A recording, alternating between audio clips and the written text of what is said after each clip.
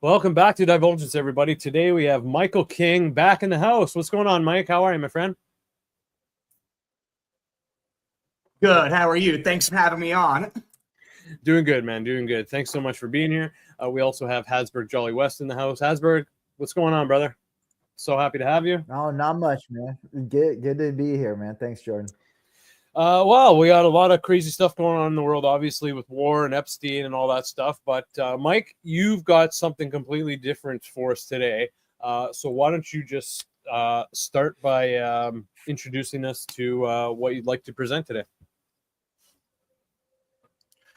Well, all right. So to preface this, there's a lot of confusion and a lot of issues going on in the world. And, that worldview and having grounding becomes very important because, like, if you don't have grounding, you don't have community, and now more and more people are isolated, especially in times like this, you have a recipe for psychosis. And this is where I think current events sort of aligns with my overlapping interests on philosophy, worldview, but also conspiratorial hierarchies. So with what I'm going to be presenting, I'm going to be actually critiquing a lot of former beliefs that I used to have or methods I used to fall into that would actually lead to psychosis. I'm not going to get into the story, but back in 2019, I have actually walked into a psychosis, and I have personally seen people in the truther space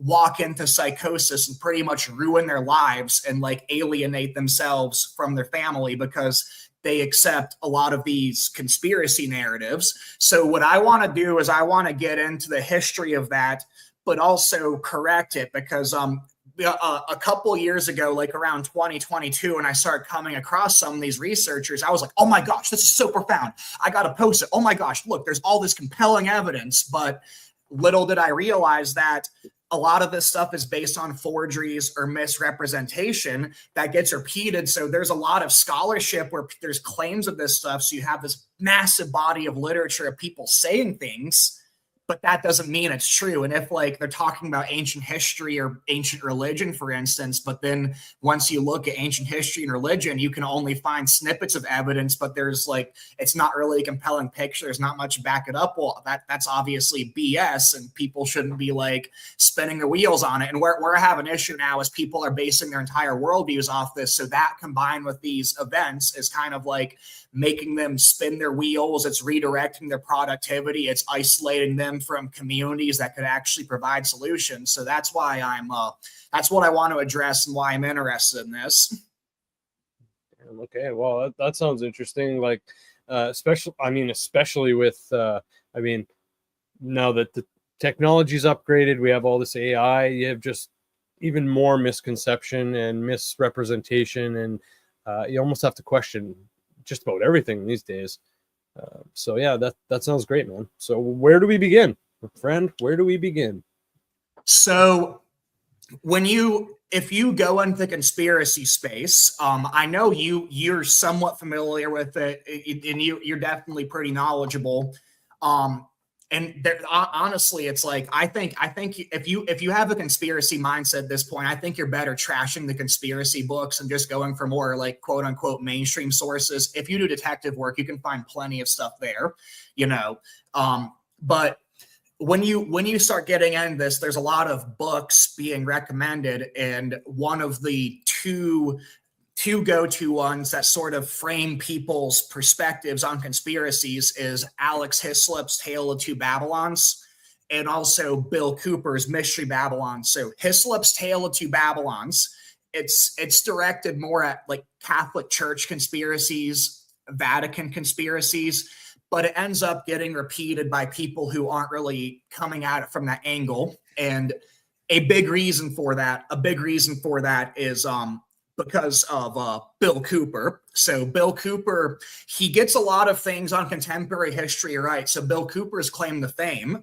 I'd be surprised if both of you guys don't know this, but his main claim to fame was anticipating 9/11 ahead of 9/11, then having the IRS come and kill him after he exposed it ahead of time. Then Alex Jones goes and takes his credit. So it's like, I'm not saying everything these people say is incorrect, but they definitely make some errors, and that stuff gets repeated and ends up forming a completely different worldview, and people don't even realize that they're accepting it, is where I'm getting at. So that doesn't mean trash everything these people say, but just be careful. And like, just because something has a really compelling narrative, that doesn't mean that it's true and that you should go around repeating it.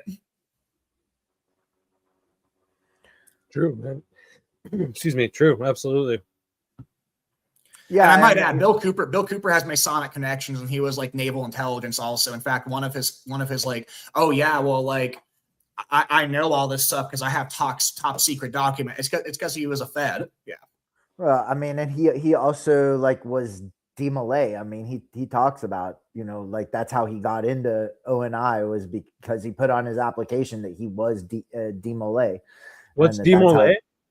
DMLA is like Freemasonry for like, okay, for like kids, for like high school age boys. Okay. The, you know, Order of DMLA. But that, like, he, you know, he's pretty, you know, upfront about that he was DMLA, and that's like, that was his pathway, you know, into getting into ONI. So yeah, I mean,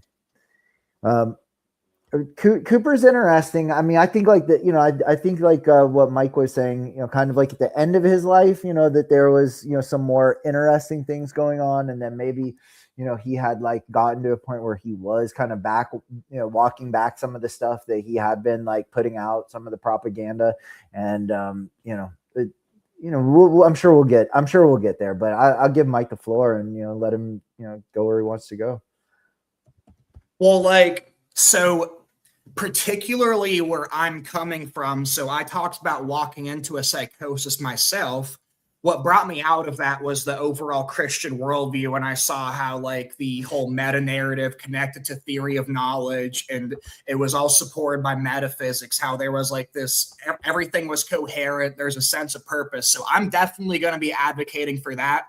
And you know, I'm gonna be getting into where Bill Cooper and Alex Hislop get a lot of their speculations from. So just for starters, be doing that. I'm going to be getting a lot of this from the Masoretic texts. And by the way, like, there are some other people who have been doing similar scholarship. It's like, if you want people who are so one source that like corresponds Egyptology with the kind of history you see in Genesis, there's a documentary called Patterns of Evidence.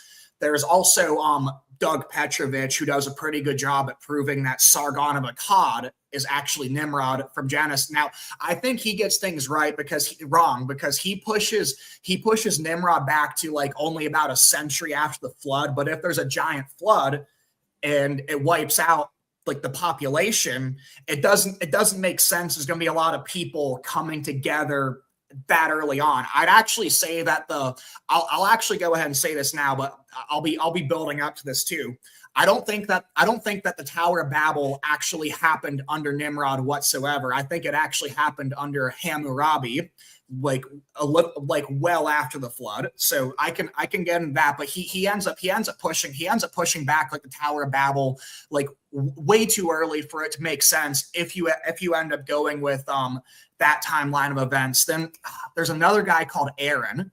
I can't remember his last name, but I've had a couple interactions with him. I remember saying, "Hey, look, you're pursuing lines of evidence I have, but like you're talking about things I haven't considered, but it's pretty interesting." So he's when he writes this book, I'm going to be sharing it because it's going to back up the things that I'm saying. But he's writing a book called Serpent by the Way, and I was asking if he's had other citations addressing what he's talked about.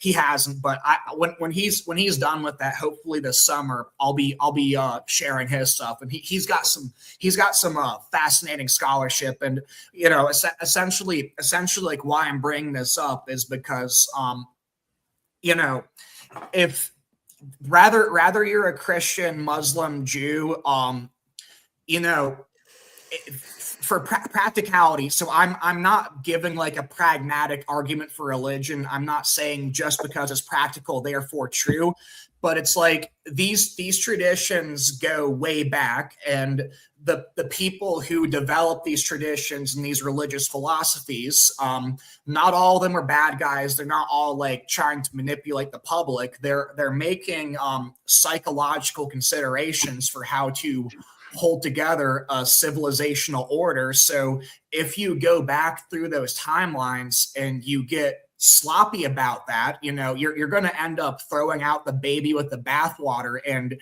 if you're addressing like really fundamental concerns for humanity, and you have a really compelling, profound seeming narrative, but it's all incorrect trash, well, you kind of got a blueprint for a cult there, and a kind of framework that can end up driving people into psychosis. And that's the kind of thing I see coming out of these narratives, especially of people who are like on social media all the time, like, oh my gosh, I'm going to be a sleuth, I'm going to research all this stuff. And they end up getting disconnected from families and communities, and end up like not really having much anchoring into the real world. So yeah, that's why I see a big problem with this. So I'm going to be advocating for the Christian worldview. That I'm just being transparent with where I'm coming from, and specifically the timeline from the Masoretic text. So I'm just being clear on where I'm approaching this from. But for people who don't accept all that, I'd still say, like, if you want to tweak the timeline around events, there's still a lot of compelling, like, linguistic, archaeological evidence for what I'm saying. So, like, even if people don't share all my assumptions, there's definitely going to be things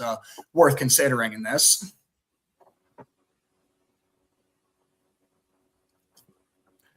So, I guess where I can start is so if we go with the hypothesis that Genesis is real history, then it would be safe to say that if that's what happened, then early humanity would actually believe that.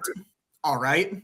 Now, if that's the case, it makes sense to, like, we know human nature. We know that governments and priesthoods work together to formulate propaganda for controlling and manipulating the population, but they'd have to get that from some kind of prior source material. So if the Genesis account is correct, like you'll see major components in the beginning. You will see God, you will see God speaking, you will see his word, and you will see a spirit.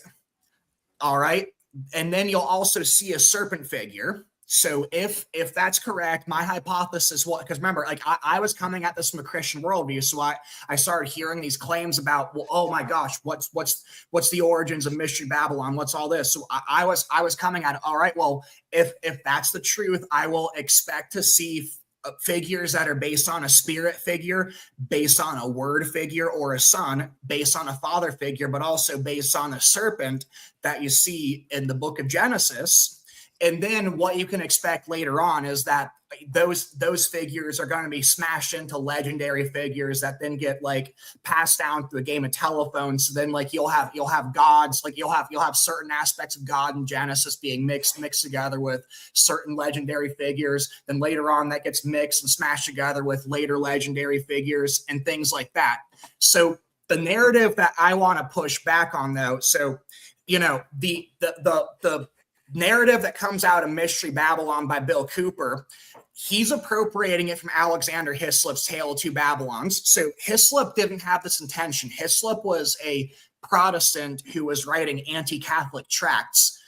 All right. And remember, like if you believe, there's a lot of conspiracies involving the Vatican. So that's where this can end up like getting people off guard. So the kind of assumption I would make is, well, there's conspiracies of the Vatican, therefore it's like, oh my gosh, it must all be like illegitimate. So he's making these claims like that they're pretty much the second Babylon, and that their entire like religious and metaphysical framework is derived from Babylonian religion. All right. But so he believes in like the Godhead as presented in like Genesis and later on the New Testament, where it's like spelled out more clearly.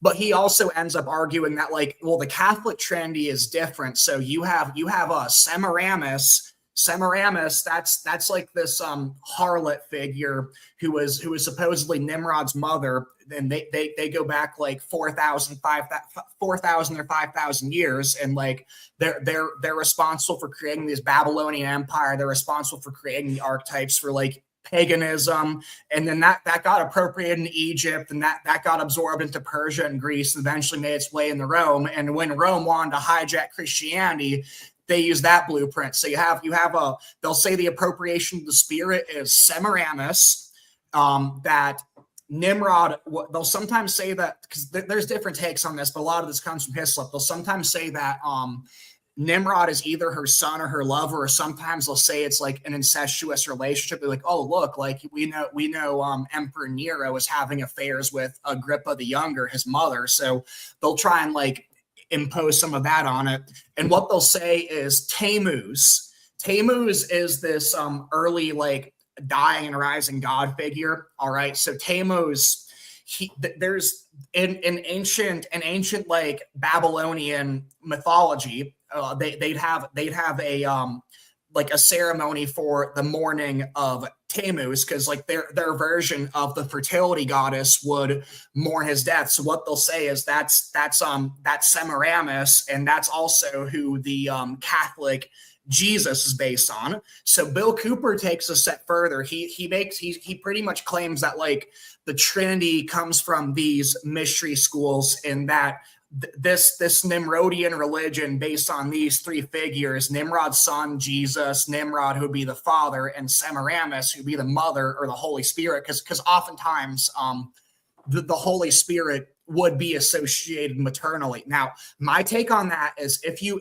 look in like the passages of the Bible, I'm not going to be getting into filioque stuff, because like the filioque is essentially a debate between Catholics and Orthodox on like, does the Spirit proceed from the Father and the Son, or does the Spirit and the Son both proceed from the Father? I'm not weighing in on that, but if you look at the like dynamics between the persons as laid out in Scripture, the Spirit does point to the Son. The Spirit wants to glorify the Son. The Spirit wants to glorify Jesus. So there is a sense in which the Spirit takes a lesser and subordinate role to both Jesus and the Father. So if you're looking at that dynamic, and there's some early traditions reflecting that going on, which might have been oral history, but we don't have record of it in Genesis, that's why I think that like the Spirit end up getting associated with womanhood, because like there's a sense of submission there, which is why the Spirit would be turned to these goddess figures. But you know, a big problem with that narrative about Semiramis, Nimrod, and Tammuz. Tammuz goes back 5,000 years ago. Tammuz is pre-flood. If you go with Masoretic timeline, then Nimrod would probably be around 1900 BC, or between 2100 and 1900. Now, people will date Sargon of Akkad around 2100. So I think that's Nimrod, but I put the date a little bit later than that, because what I think they're doing at this time is they are making stuff up. They are making stuff up and mixing together kings lists that would be dug up. Because remember, like these records would be on ceramic clay tablets. They would be able to survive waters and stuff. And the flood wasn't like just a bunch of giant tsunamis. It came from rain. So what I think they're doing is like you have like multiple lines of succession from different areas, and some of these are based on legendary figures who would end up being deified.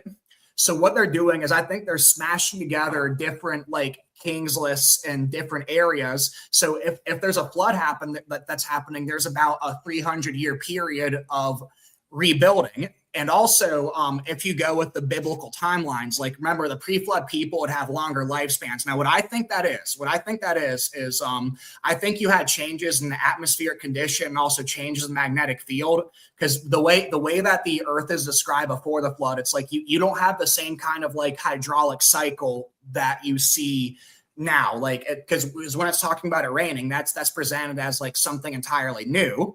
So I think there was a change that happened, and it also would have caused genetics to deteriorate a little bit. So you'd have people declining in lifespan, but essentially Noah and his sons would still be alive a little bit longer. So they'd be living for a couple hundred years. So like they'd be keeping world peace essentially. So if someone comes along and starts conquering lands, be like, oh, look at this king's list. I'm descended from these people, and these people attacked me, so I'm justified in invading them and taking over these territories.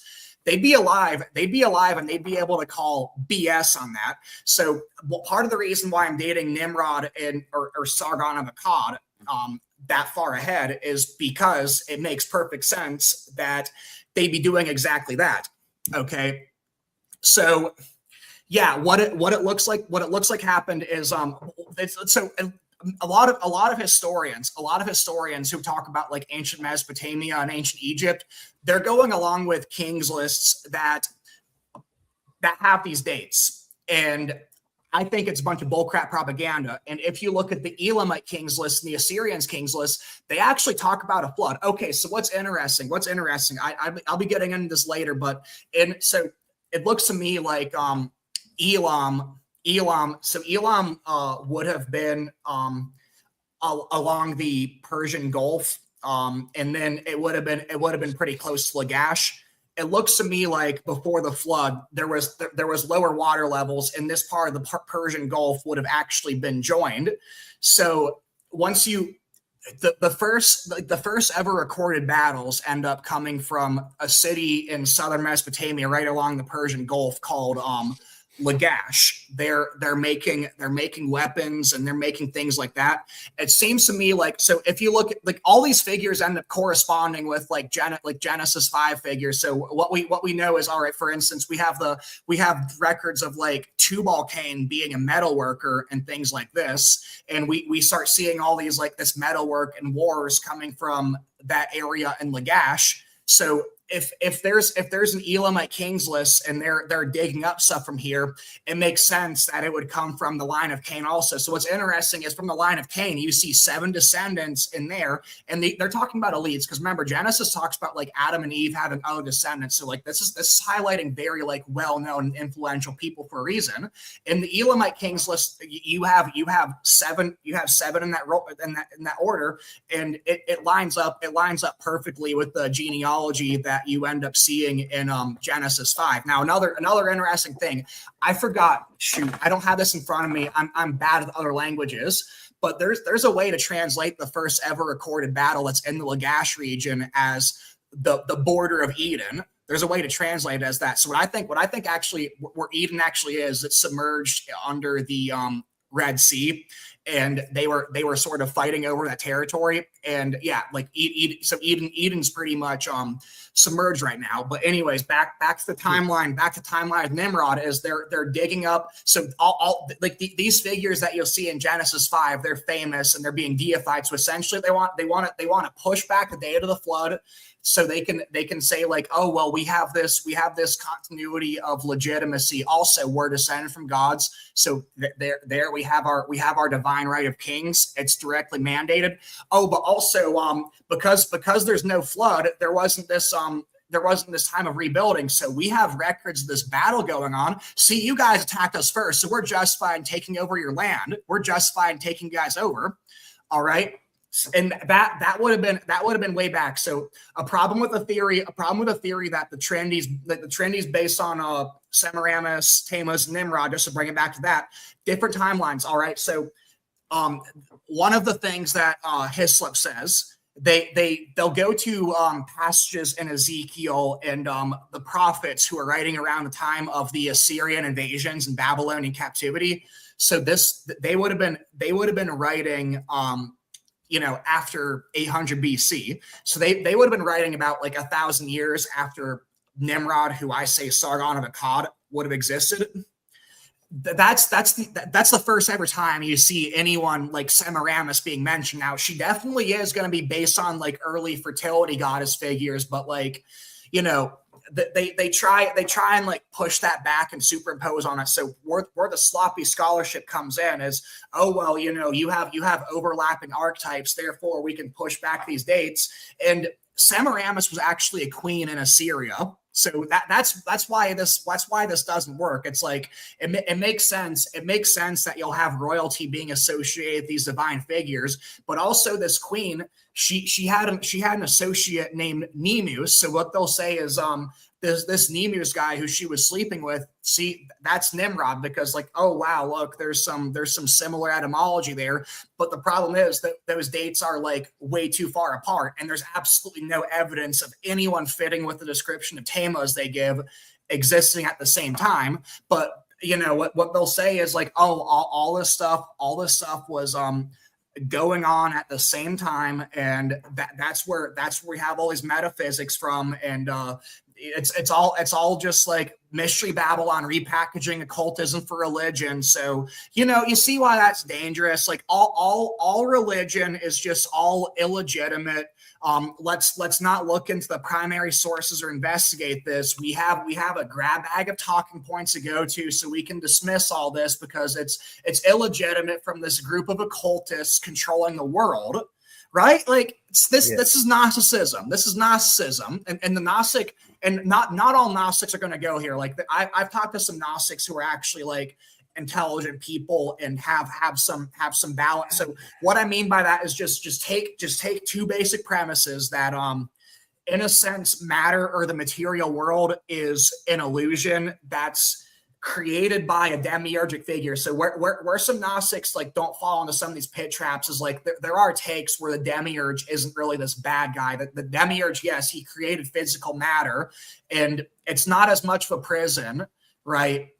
Because where I'm going with this is I'm going to be comparing the prison version of this to like their framework, but I'm just giving some of these people credit. They'll say that like instead of a physical matter be in the material world being like this prison that an evil god traps us in, that an evil creator traps us in, they'll frame it more like it's sort of like a womb state, an incubator. So like the fakeness of matter is necessary because we need distinctions to grow spiritually, so we can be unified back with the one, right? Because they have an idea the creator God is separate from the God that sort of is the one. Like the creator God is an aspect of the one, right? But the creator God comes in as a manifestation of the one, and where he comes in as like for the big light to be able to know himself and for creation to be fulfilled, the big light has to split up into all these little lights and come back together after knowing separation, distinct. Now, I still think that's a bunch of nonsense, but where you'll see other Gnostic cults go with this is the demiurge becomes evil and everything is fake. And the only way to get out of that is to have your gnosis, your secret knowledge. Essentially, what's going on is if you have a framework like this, where all these religious categories are fake, all metaphysics is just derived from mystery Babylon, and it's a bunch of occultists trying to like secretly initiate people and brainwash people. What you end up getting is Nimrod and this occultic network end up actually becoming the demiurge, and everything is fake. The only way you can have gnosis is if you end up repeating that narrative of history, and any deviation from that is going against the gnosis and pushing people back into the chains of the demiurge. And I've literally seen people go like psychotic over this kind of framework, getting into conspiracy stuff. So yeah, so I went over a lot. I have more things I can pull up to like add meat to this, but I can go ahead and like let you guys interject because I wasn't expecting to talk that long straight. Well, you know, when you're talking about like Tammuz and Semiramis and Nimrod, I mean, isn't that basically the same as like the same archetype as Osiris, Isis, and Horus? Yeah, it is. Say? It actually, yes. It ends up like bleeding into each other. So yeah, like. So were those like contemporary kind of like archetypes or like mythologies? Did the like this Babylonian or like Assyrian, figures like precede the Egyptian, or did the Egyptian like precede the Babylonian? I mean, do we have like a timeline with that? Like where did that archetype like originate from, do you think? Okay, so what I think that you're actually looking at is glare out of my window. What I think you're looking at is okay, so You know what? You know what? I'm just gonna go into the Egypt stuff. I'm just gonna go into the Egypt stuff, and because so remember back to what I was saying at the beginning of my theory is, if there are primordial gods, and the primordial gods are based on aspects of how God reveals himself in Genesis, because he's part of my theory. He's part of my theory. I think that the first eight or nine chapters of Genesis, that would be after the flood, there would have been something similar that would have been an oral tradition, because like you have so many overlapping archetypes. You have so many overlapping archetypes in all these cultures.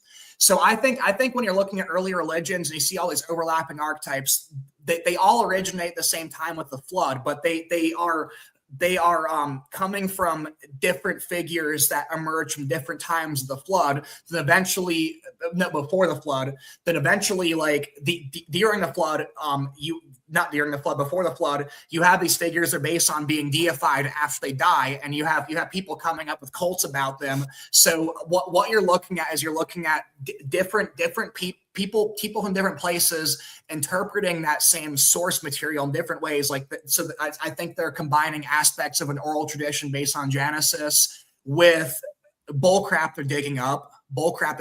All right, so who's digging up? Let me get into this, because this is actually pretty interesting and also debunks some of these people's theory. So when you see the people running with this Mystery Babylon narrative on X, they'll repeat things like Nimrod was the first Mason. Nimrod's where all this stuff comes from. Well, we don't really we see mentions of Nimrod being a mighty hunter. We see evidence that Nimrod was like a kind of usurper figure. Right. But we don't really see much about him creating these occultic traditions. But where I think that comes in actually is Canaan. So in Genesis 9, you end up having Ham uncovering the nakedness of Noah.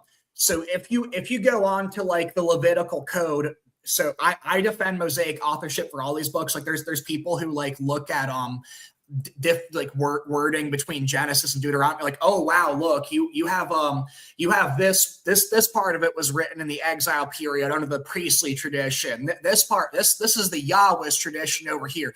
Well, one of the reasons why that whole theory on like Genesis being cobbled together and written together at different times and redacted and smashed together, like first of all, that's not how any books are written. But second of all, like they'll say like, oh well, you had these priestly traditions emphasizing this or that for this time period, and what they're trying to do is they're trying to get rid of the fact that we have tons of fulfilled prophecies in there.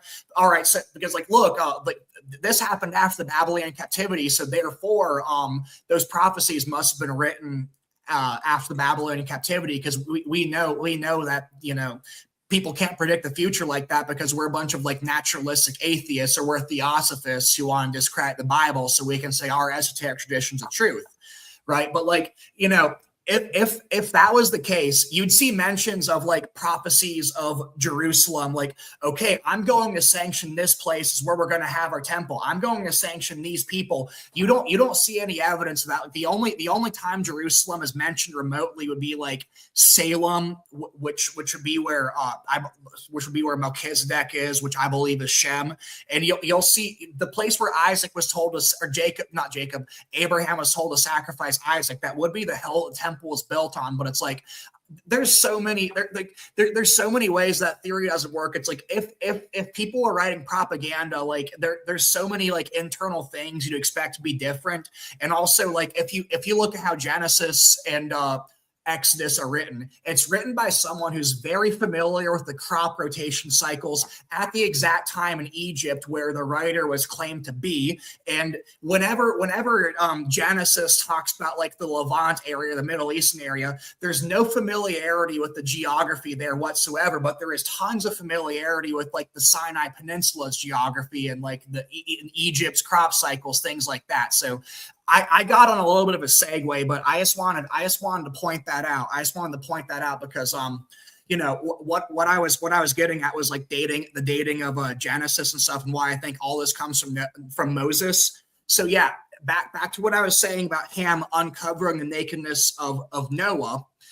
If you look at Levitical law, and if you grant that like this is the same writer, what it looks to me like is because Levitical law says, you shall not uncover the nakedness of your father, for that is your mother. Like uncovering the nakedness of your father is having sex with your mother or your stepmother, like your father's wife. That's like, because the point it's making is that like marriage is so intimate that like your spouse, your other half, is your nakedness, right? So what I think actually happened is Noah got drunk, then Ham raped his own mother because Noah was the patriarch of Earth. And so if you go forward, like, I don't know how familiar are with these Bible stories, but another time you see this happening is when Absalom overthrew his father David, King David. Absalom usurped King David. He ended up having sex and raping his wives on the rooftop in front of everyone. Like there's this kind of like caveman idea where, oh, ooga booga, if I take your woman, I'm like the alpha. So he's pretty much doing that to declare himself like the alpha and patriarch of the earth. All right. So then Shem leads the charge in covering the nakedness. I believe that's his mother, and then Japheth is following them. So what you get from that is you get Shem getting the priestly blessing for covering the nakedness of his mother. What I believe that is like he's pretty much like an archetype of Christ, and that's representing Christ covering the sins of his bride. So like him getting the priestly blessing is foreshadowing that. Then the reason why he's Melchizedek, or one of the reasons, is because Melchizedek was in Salem, Jerusalem, and Jerusalem would have been like the middle point between Africa, between like the Middle East and Asia and Europe. And you generally have the Hamites go south, like the Shemites stay in like that sort of Middle East region, and the Japhethites go north. Now they're all going to mix. Like when people say like, oh, Hamites are black, well that's a bunch of bull crap. Like I do think blacks are descended from them, but like I think a lot of the Southern Chinese and Mesoamericans are descended from Ham too. So like like they'll look at, oh well, they'll say there's a curse of Ham. So what I was getting at also, there is no curse of Ham. So Japheth and Shem got blessings. Because of that, Ham didn't get a blessing, but Canaan gets cursed. Canaan gets cursed. Why is Canaan getting cursed? So it looks, if you're reading that passage as if like, oh, well, this is Genesis chapter 9, therefore it all must be at the same time. Well, you got to remember when this was written, there were no chapter verse distinctions. But if you look at when blessings and cursings be giving, Jacob would be giving his blessings and cursings to his son at the end of his life. So what I think there's actually like between when Shem covers the nakedness of his mother and between the time where you get the blessings and cursings, there's a lot of time that is passed on, because not all of Genesis is in chronological order. Like it goes back and forward in times for certain parts, like quite often. So this would have been towards the end of Noah's life. So because here's the thing, like if you go with that chronology where like it's early after the flood, and then Canaan would have been born. So some people will say Canaan is being cursed because he's the offspring of an incestuous relationship. I used to believe that, but I don't anymore. What I think it actually is that you will see this wizard type figure popping up all over mythology, like the black yoga. The black yoga is an example that's in like the India Pakistani region that gets into Indian religion. Then Krishna gets based on that. I think that's based on Canaan, and he would be this early like archaeologist, explorer, wizard archetype, and he's the one that's going around actually like uncovering all this this pre-flood Nephilim cult type stuff. And so then that ends up getting smashed together with because people after the flood, like early descendants, they're having longer lifespans, and then you got these like legendary figures back then. So at first he'll be starting reviving like these esoteric practices. So that's why I think he actually got cursed. And Ham did something bad, but that wasn't as offensive to God as what Canaan was going around doing. So when people say Nimrod's the first Mason, they're wrong, because it looks to me like that's actually Canaan. Like Canaan was this occultic wizard type archetype. And then actually it seems to me like when you see like parallel like stories about there being this usurper figure, a lot of times he'll have this propaganda minister figure. That's who I think Canaan actually was. I think Canaan was actually Nimrod or Sargon of Akkad's propaganda minister, and he was the one like doing these plug and play games, like mixing and matching kings lists together. And it looks so when you were asking like where did Egypt get the stuff from, it looks like they were doing it first, but these Hamites and Canaanites would have a presence in Egypt, so they were trading each other and I think they were mixing and matching propaganda with each other also. So like I think it sort of all like started coming up and around the same time, but then they branch off in different directions. They use similar methods, but do it at different times and things like that. But yeah, like so I can start getting into I want to show some examples because I can go into the Assyrians kings list and show. So let me just say this: the Assyrian and Elamite kings list, it looks to me like there's less propaganda and bullcrap being put in it because they get the dates for the flood right, and they end up disproving like the Egyptian and Sumerians kings list, which I think are propaganda. Oh, one more interesting thing. So one of the reasons why in my hypothesis I was saying that like I think they're like smashing together a bunch of contemporary figures, making it look like there's a line of succession with so they can say they're much older than they really are. All right. Crap. I don't have this off the top of my head. But one of the there's a couple dynasties. I don't remember the chronological order of it. I should have had the list pulled up and done screen share. But what you end up seeing is multiple dynasties all last about 70 or so years. And then like there's like 7 years of famine, something really bad happens, and there's some kind of centralization of power. You see that in Genesis with there being 7 years of famine, and you see 7 years of famine in these other timelines also. Like you'll see like this time of famine, and sometimes it'll be 6 years because like it might hit different places. But yeah, like you see all these times of famine reflecting the kind of history that you see in Genesis. But in the propaganda kings list, you'll have like some short-lived dynasties, then they'll get sort of like what I think happened is like these would have been different kingdoms, different kind of states. Then you have a time of crisis come over. You had a centralization of government, and then like all these different like smaller states be unified into a single state. And what they did was like they just took all those lines, smashed them together, made up a bunch of bullcrap propaganda about it, say we're old and everyone. And oh yeah, like we weren't taken over by these Hebrews who we completely look down on. And yeah, that's why I have all these different dynasties that seem to last as long and seem to end under the same conditions, which were allegedly like all happening like at different times. No, like those things were happening at the same time, and they were getting smashed together. Yeah, like that. Sorry, there's a lot going on there, but it's like I have so many reasons for what I'm saying. It's impossible to get into all of it in like just an hour 30-minute space. Like I might have to do some solo videos just doing it more focused, but I do appreciate you like giving me an outlet to do this. But yeah, anything you guys want to interject with? Sorry, what is a king's list when you refer to that? Is that like a historical timeline or? Yeah, a king's list pretty much refers to a line of succession. It'll list rulers, and it'll also like list their accomplishments and things like that. So you're going to have some kind of historical records in there. But like once you look into the Egyptian kings list and the Sumerian kings list, there's a lot of like contradictions and things that don't add up. But you don't have those problems with like the Elamite and Assyrians kings list. But the Assyrian and Elamite kings list ends up lining up with Genesis a whole lot more, which I think is pretty interesting.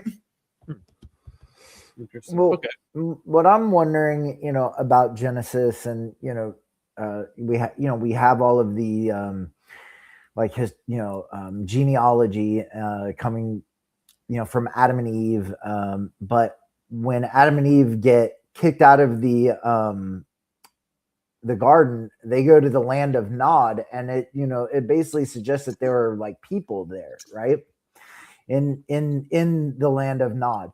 And so like who are those people, and like how does that maybe like relate to who comes afterwards, or where maybe some of these archetypes actually originated from? Like are they like you know, what was there, people, political structures, things like that, like in this land of Nod that, may have influenced, who we read about in Genesis. Yeah, so I think Nod would have been in southern Mesopotamia. Actually, do you have screen share? Absolutely, man. Yeah. How do I do screen share? There should be a button that says present. It looks like a screen with a plus symbol on it. It should be under your display screen in the browser. All right, I'm doing that because first of all, to answer that, like it's like I'm saying, if you're looking at that in a chronologic sense, where because it doesn't seem like it's clear to me, but I see why it could read that way, where it's like there's already other people there. It kind of depends on how you read it, but the way I take it is it's not chronological, and like early genetics wouldn't have been like as corrupt, because like if you look at the problems with incest, it's like there's always genetic errors popping up, but like incest ends up multiplying it. But it also says that like Adam and Eve had like many different daughters. Now, when it talks about them going there, it doesn't mention that in chronological order. That's what I think's going on. But hey, you could say that like for like Adam was the federal head for humanity, and like his creation Eden was emphasized there, but there were also like other people running around at the same time. It's like if that's your take on it, I'm not going to argue with that. I don't think that's what's going on, but that's, I'm not going to say it's a impossibility either. Okay, so let me share the screen. Yeah, I was going to get into the Egyptian kings list because it starts off with gods and it starts getting into like let me see, Mike. Yeah, there we go. Okay. Yeah, but like I can show. So yeah, I can show, because I have two ways to give an example of this. So I have one of them is a map, but another one is like the King's lists and how it's like based on a lot of these Genesis figures and stuff. You can show us both, man. Yeah. Okay, so here, all right, you see that map right there? Pull it up right now for you. There you go. Okay, yeah. Okay, yes, okay. I've seen stuff like this before in like entertainment media and historical books, and okay. All right, so yeah, like this, it looks to me like this is actually a whole map of Eurasia. So like what more like scholars will say is like, oh, this is just the Nile. Like you have all these boats over there. No, what it looks to me like is it's a map of Eurasia. They didn't really go as far into Africa. Remember what I said about like the Persian Gulf and Lagash being joined, like the land of Elam, which would have been the other side of the Persian Gulf, like near the Persians, and then Lagash being in so you have that being joined. It's like you can see the Tigris, you can see the Tigris and the Euphrates, and you see them connecting it to other water systems up there. It's kind of like they're saying, oh, well, it all must just sort of be like the same river or just a bunch of bull crap. And you see a bunch of people on these boats. So then if you look over at this landmass, it's like, oh, what's this over here? Here's like a replication of what Eurasia would look like with lower water levels. There's a lot of similar shapes. Now there's some things that don't entirely add up, but like it looks to me like when you're around like the Mediterranean, when you're around the Mediterranean basin in the Middle East, things are definitely more recognizable with like the with the world map. And it's like the further south or the further out you go, it gets a little bit harder to recognize. But yeah, like that definitely looks like Siberia. And what's interesting is this, if you go over the far left, it looks like someone with a boomerang. It looks like someone with a boomerang, and like that's the kind of stuff that like we know people were having like over in this part of the world, which would be like near Polynesia. Now, is that Australia, or is that like some kind of continent that's now submerged or something? I don't know, but like it definitely lines up with like the kind of like artifacts that we'll find over in this region. But this is pretty interesting though. It's like, okay, so why are there a bunch of boats? Like what you'll hear scholars say is, oh well, because it's just about the Nile. Well, what I think is like you're looking at early humanity expanding outwards, and they're dominantly using water routes. So boats are representing different colonies. Okay. But here's something that's interesting. Here's something that's very interesting. All right. You see two altars. You see two altars. One of them has smoke going up from it, and another one doesn't. So what I think that you're actually looking at over here is you're looking at because if you go into Genesis 4, remember, like for both Cain, what Cain offered and his attitude, his offering was rejected, and his smoke didn't go up to God, and it was rejected. But then Abel's was offered. What I think you're actually looking at is you're looking at this would have been made by dominantly descendants of Seth, who would have been recognized as who would have been recognized as like the established priesthood. Because remember, like Seth begets Enosh, and Enosh means the priesthood is established.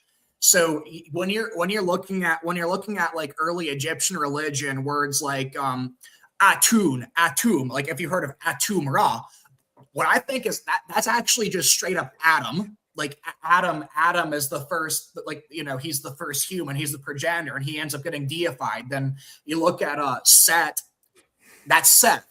You know, I think that's Seth. And what's interesting is in the Genesis 3 prophecy, you have a prophecy that the seed of the woman will crush the seed of the serpent. Now, if that's reflected in oral tradition, they're going to be associating that with Seth, and the Sethites are going to be associating evil with Cain, and also just with the serpent, because they're going to know about the Genesis serpent, and that serpent gets deified or demonized certain things. So, in Egyptian mythology, so remember, okay, one more thing I want to say. This is found in Egypt. It's found in Egypt around 5,000 years ago. So it would be pre-flood if the Masoretic timeline is correct. It would be pre-flood. Okay, but so we have a lot of there's so many other pictures I could get into that back this up also, but I'm only going with this one. So I just want to add though that we don't really have the way people pronounce things in the inscriptions they gave or the explanations they give until like a lot of times 1,000 years later. So, you know, if you're looking at like Egyptology and stuff, you'll see people explain these kind of images and things like that, you know, based on you know, what the inscriptions say. I'd say that's like propaganda that gets added later, and it just ends up adding up. In fact, I have another picture that ends up backing this up too, that I can pull up on the screen share also. But I'm not even done like dissecting this. But yeah. So sorry. Oh, no. Yeah. Well, yeah. So back to what I was getting at with Seth though. So you have the serpent, you have the prophecy against the serpent. Well, guess what? It is Set who actually is working for Ra, who I think would have been more of like a retcon of the word or the sun, you know. And I can actually get into this, the other image I'll be sharing. He's killing the chaos serpent at his behest. Now later on, oh yeah, so Tammuz and Osiris, that would be Abel. Remember what I was saying? Like Cain killed Abel. So originally, I don't think that you know, I don't think Osiris exists like as the kind of god he was. Now what I think happened is actually when you had Hamites and you know, people related to that start taking over, start falsifying kings lists, start spreading propaganda to legitimize themselves. It would make if they're associating with these like magic practices that they want to make into the state religion.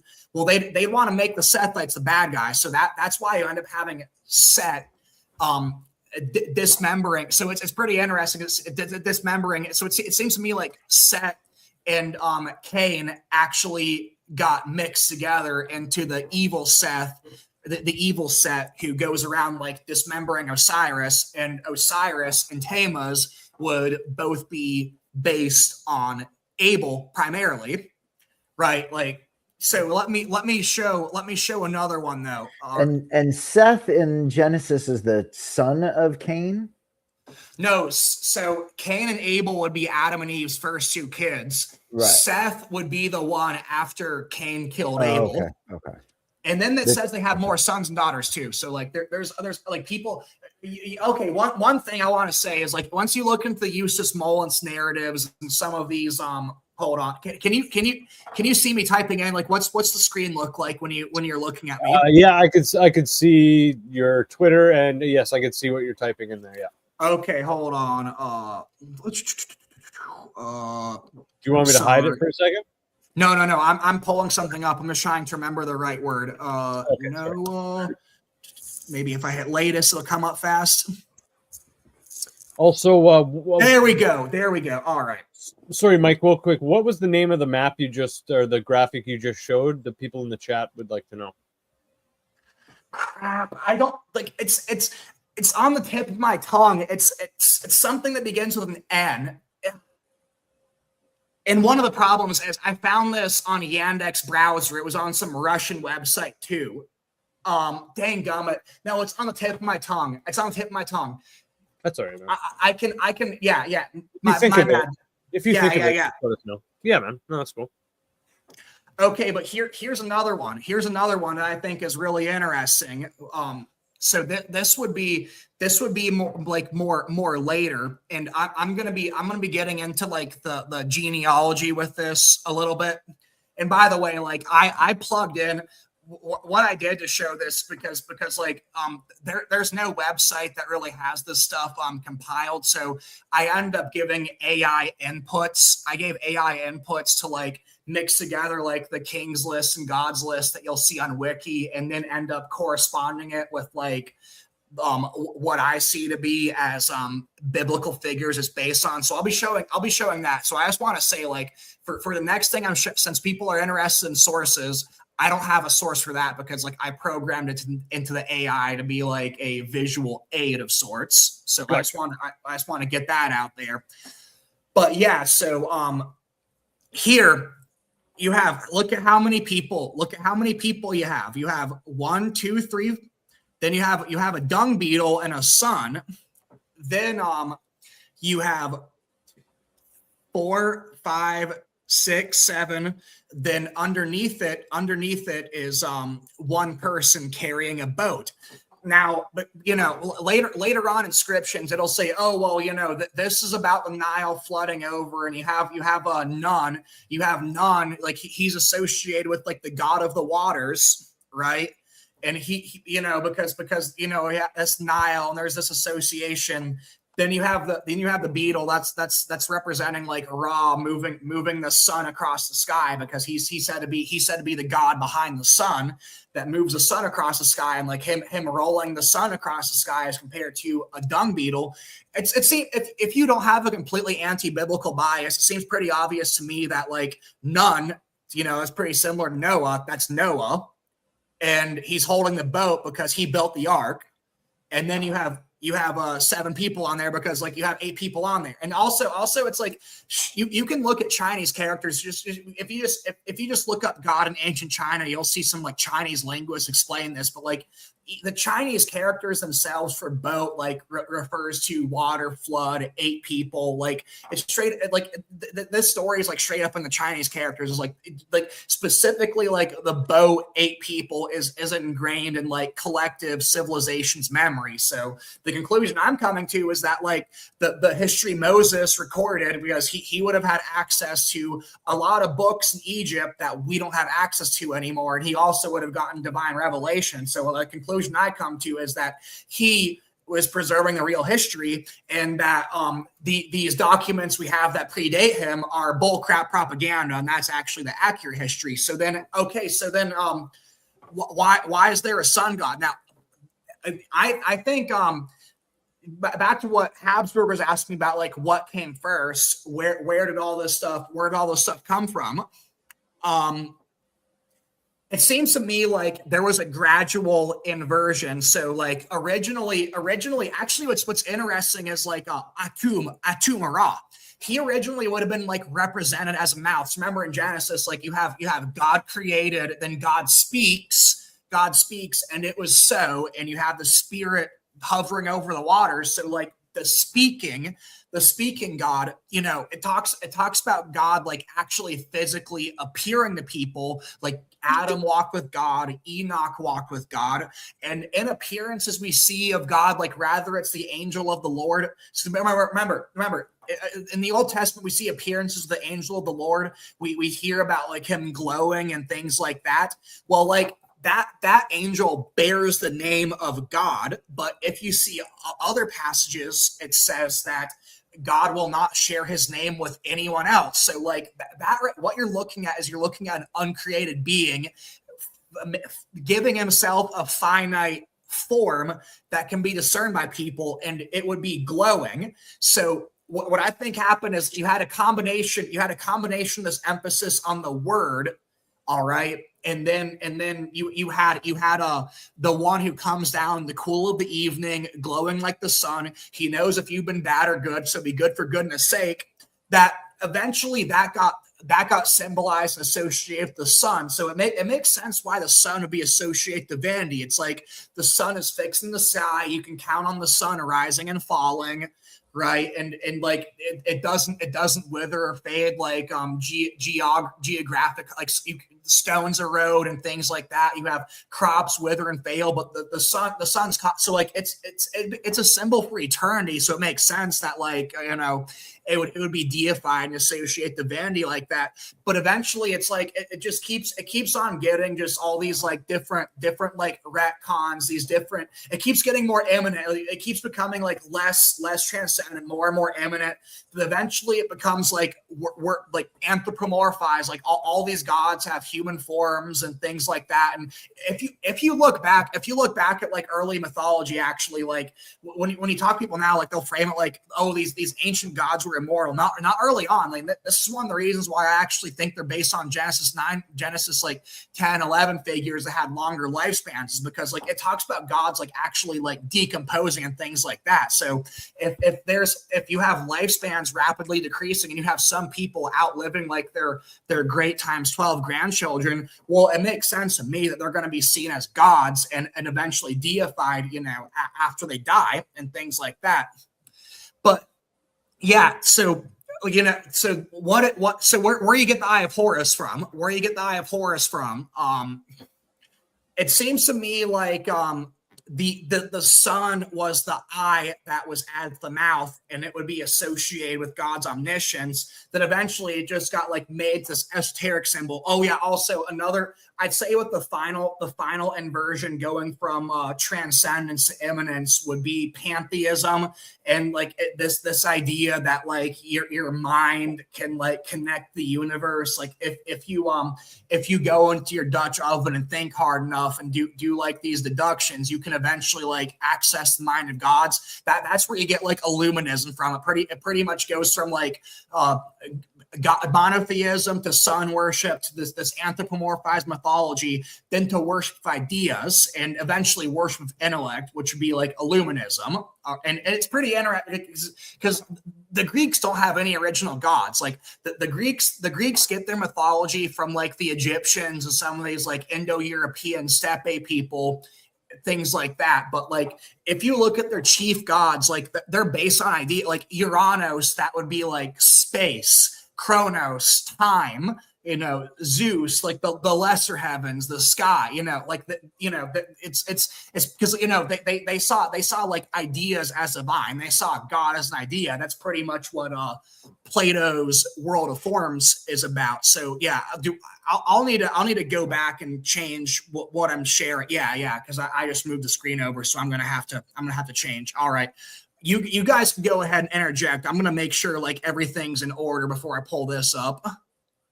Is there if there's anything you guys want to say?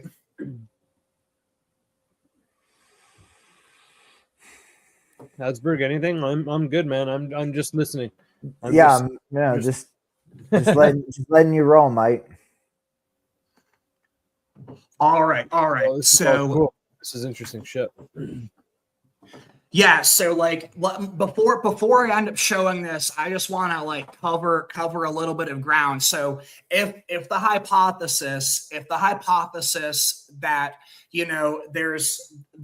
they have this they're getting their stuff from like mythologizing some kind of oral tradition that's based on the Genesis accounts that you see. If you do that, like, because so back to what I was saying about documentary hypothesis, and back to what I was saying about Genesis not necessarily being written in chronological order.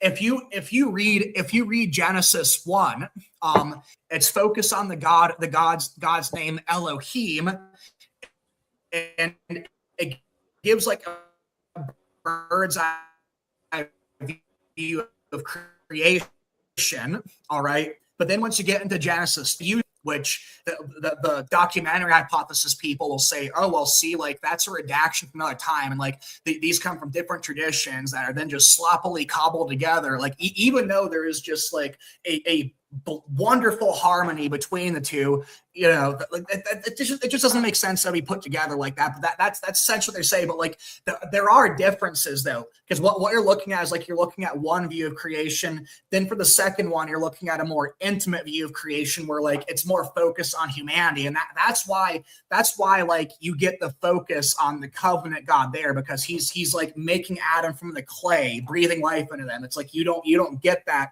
in Genesis 1.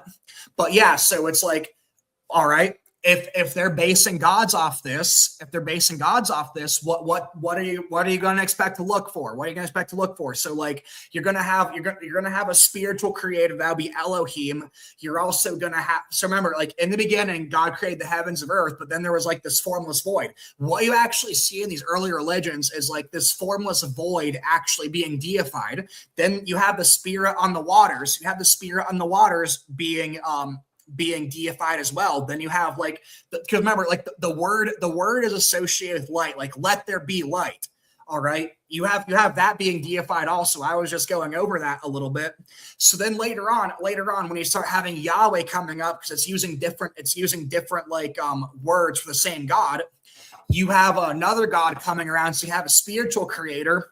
Then you end up having another God making man out of clay and the dust. And the Egyptians end up like merging aspects of this, and they end up splitting it up. So and then because I'm not going to get into like the Babylonian thing, that would take way too much time. So when it comes to Horus, because you were asking about that, where Horus comes from. So Tammuz, the Osiris figure, I think that comes from Abel. So where does Horus come from? Well, like you have so Horus, he becomes this kind of he's known for going up to the sky. He's known for like having like close access to the chief god. And he's known for being a bridge from like one world to the other. And he's also kind of like this prophet figure, because like later on, Thoth would actually be based on Horus, and like Thoth is like this messenger god that like Hermes becomes based on, and things like that. I'll tell you who that fits with. That fits with Enoch. Enoch's name literally means initiated one. Like if you look at the Hebrew, and yeah, like if he's taken up in the sky and he's this prophet figure that's known for walking with the creator, it's like he's obviously not just doing this in isolation. Like he's going to be pretty famous for this stuff. And yeah, that's actually I think that he ended up getting deified and ended up getting like merged with the word or the light figure. All right, and then so you get Mesopotamian variations of this. It's like you have Enki. Enki is the god that like ends up breathing clay into people. That would be based on the Genesis 2 god. But then like you have Enlil. Enlil is like the bad god, but he's a spiritual one, and he's trying to judge humanity for like making too much noise, and oh my gosh, like your population's getting out of control, and oh my gosh, we're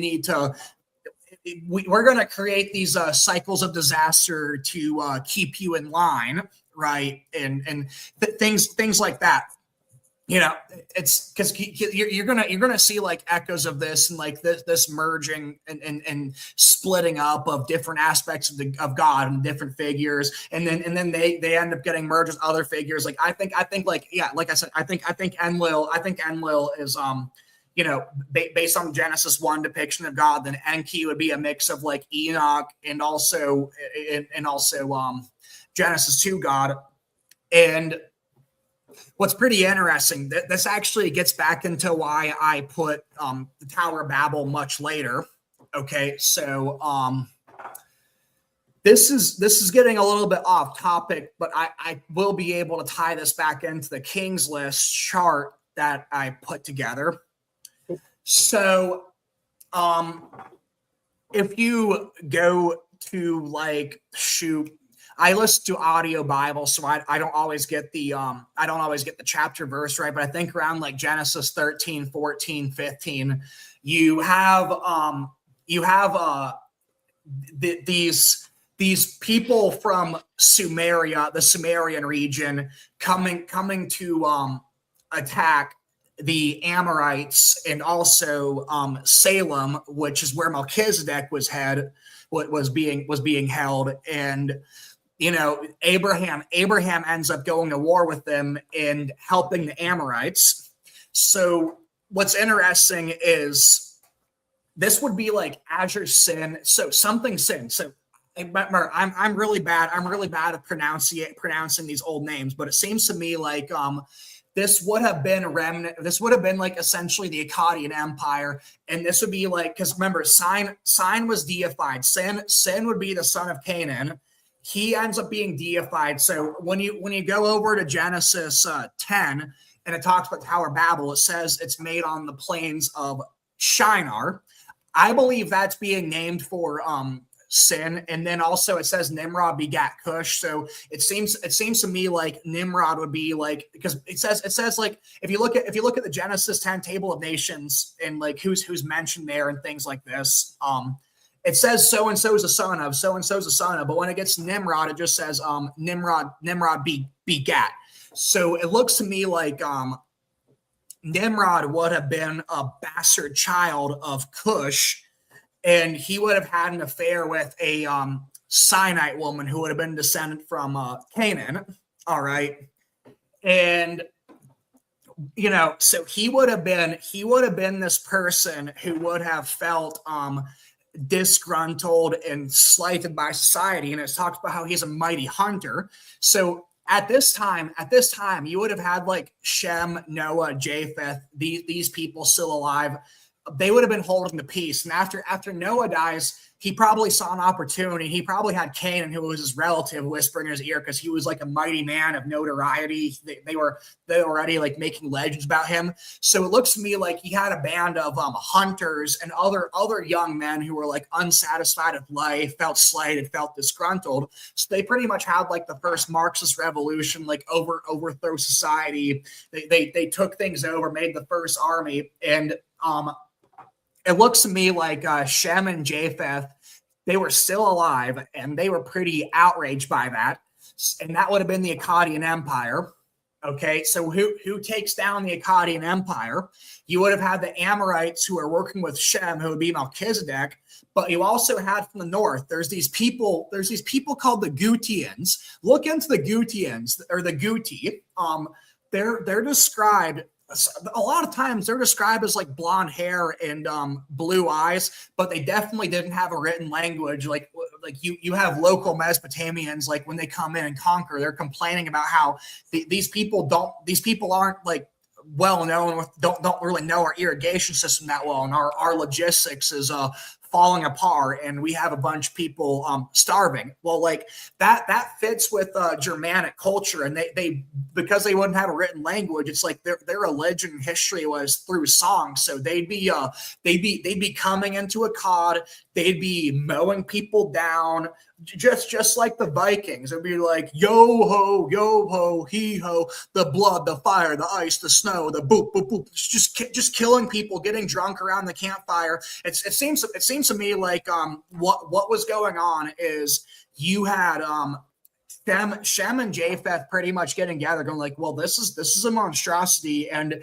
they might have had like this little plan to send like different waves in at different times. And the Amorites who would have been Hamites, they would have been cooperating with Shem, because it seems to me like when Noah set up that world order around Shem's priesthood, it seems to me like the Hamites were actually going along with it, and like Nimrod would have been the first one to like start overthrowing that.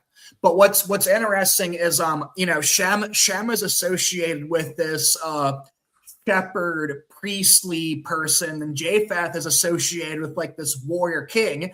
But like look at Ashra and Indra, and you have other examples of this. Like you have these two figures, one's a shepherd priest and the other is a warrior king archetype, and they end up having these differences, but they end up getting together to pretty much save the world. That's what, like, when you look at those figures, I think what you're looking at actually is like a retelling of Shem and Japheth and their civilizational orders, pretty much like, hey, look, we don't want to let this like illegitimate thing get out of hand and pretty much like ruin the world. That's what I think. That's what I think you're looking at. Okay, so let me see if I can end up getting into this. All right. Yeah. There we go. Okay. Let me do the screen share coming up. Well, unless there's something that you guys want to interject, I can go ahead and let you guys say something while I set this up. No, man. All good. Keep it rolling. Gary, you got anything, Gary? Deep thoughts from this guy. All right. Keep it rolling then. All right, yeah. So this is from input. So remember, I was talking about atum. It sounds very similar to Adam, but this is also God. So yeah, like you have him coming from the waters. All right, he finishes, and this like atum ends up getting merged with Ra later on. But yeah, it's you have overlapping etymology. All right, so then okay, so pata. Think about that ends up becoming like the first Genesis 2 God who makes from the clay.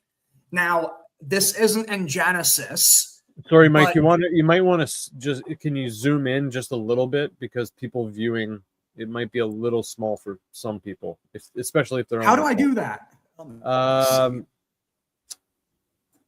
You could do Control Plus, or oh crap! How do I exit full screen without a? Unless you're on a Mac, There we go. You could use your. So plus, let me try that. Or you can go to like Screen or View, and then it should say Zoom in.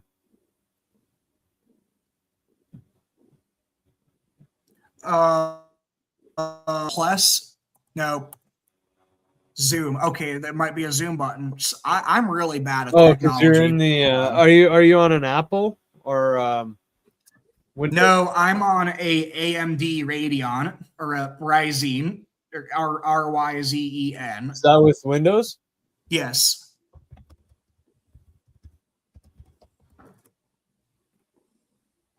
Let me. I'm sure there's a way to zoom. Yeah, it should be. It says hold Control and press plus. Control and plus. There we go. Now is that more visible? Yeah, there we go. Way better. Thank you. Yeah. So okay. So remember what I was saying about Tubal-Cain? He was the craftsman guy. He would have been well known. He would have been well known for like architecture and weapons, things like that. That's actually who I think like you get the Gnostic demiurge, the craftsman, from. But also that would be merged with the variation of God from Genesis 2. Because okay, so like I said, this detail wouldn't be in Genesis because you don't have God spitting on dust to make it into clay. But the idea would be like that he spits on the ground and he makes the ground wet to roll it into clay, and then you end up making that mold, and then you breathe life into that. So pata, like think about if you're spitting, like that's why it's pata. It's the God who spits. Okay. But yeah, like that. It's pretty interesting, like how that etymology works. So then what I was saying with like in the cult of Ptah, like in Memphis, like the rite, the ceremony was the opening of the mouth ceremony. Like that was like that was like how they invoked Ptah, and like like the cycle of like death and rebirth is the opening of the mouth. Like so literally like.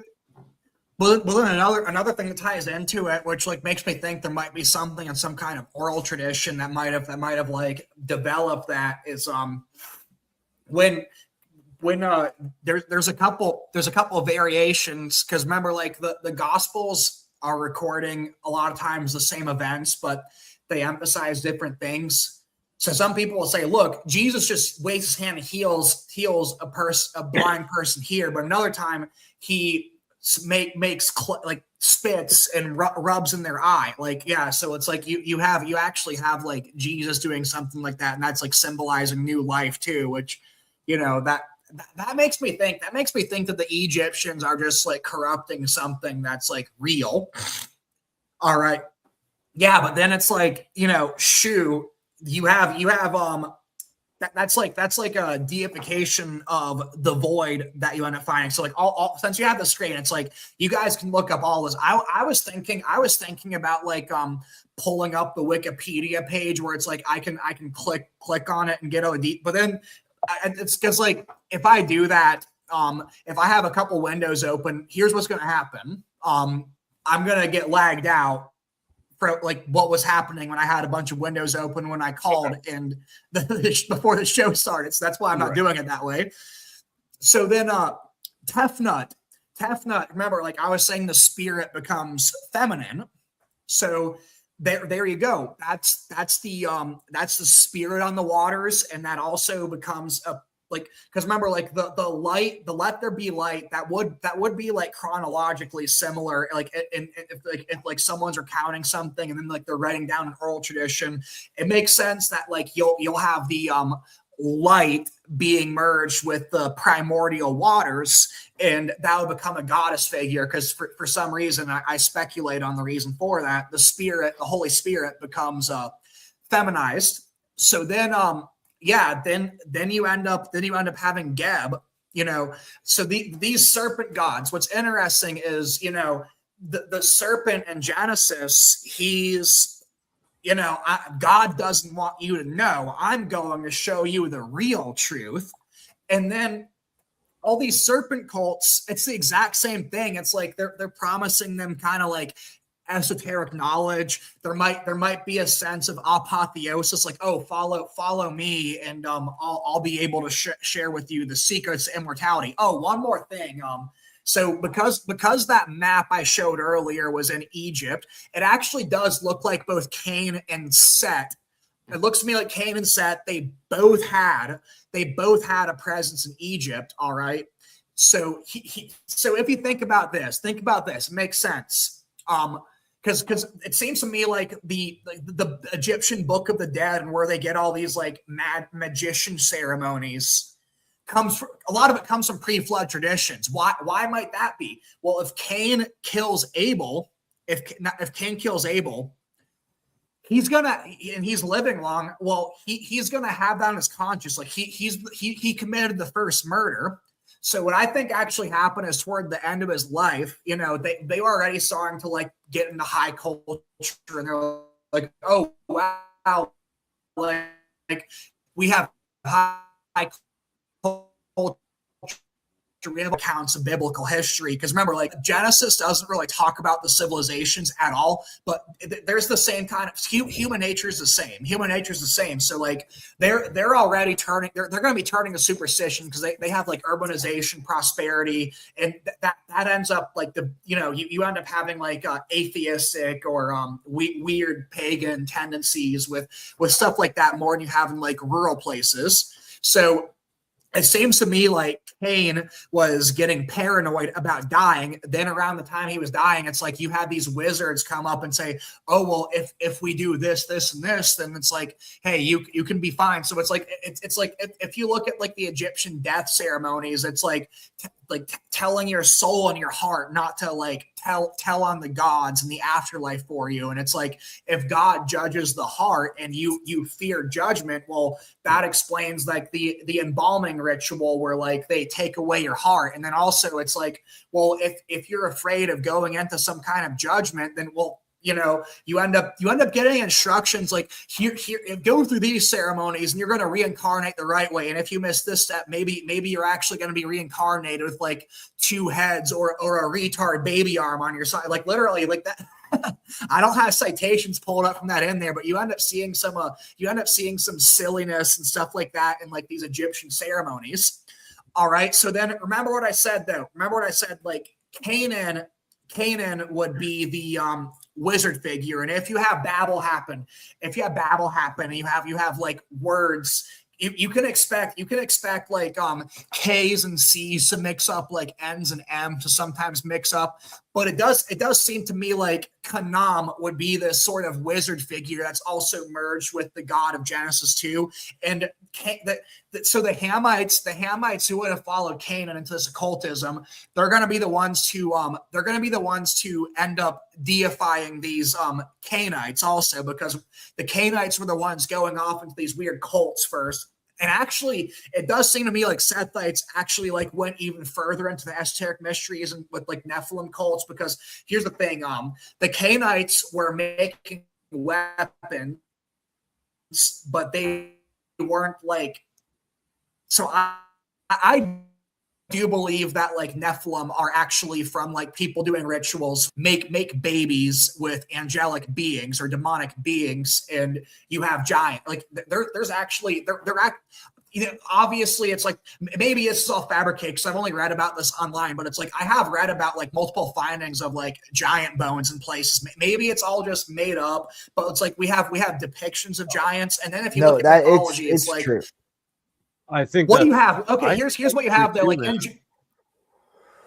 so in Genesis 6, what do you have? You have sons of God taking daughters for wives, and they produce Nephilim. Then what do you have? You don't really have in the only counter example I can think of this might be Beowulf, but you don't have like female fallen angel or demon figures making giant babies from human men. You usually have, it's usually a witch.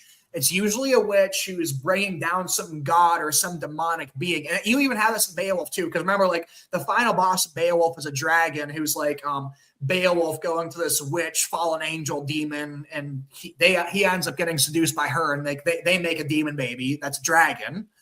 But you have the exact you have like the opposite too. It's like Grendel came from like a demon and she was like a witch. But you always end up getting like this. Then with the Greek mythology, it's like Zeus becomes a bull and ends up raping someone. So here's something interesting.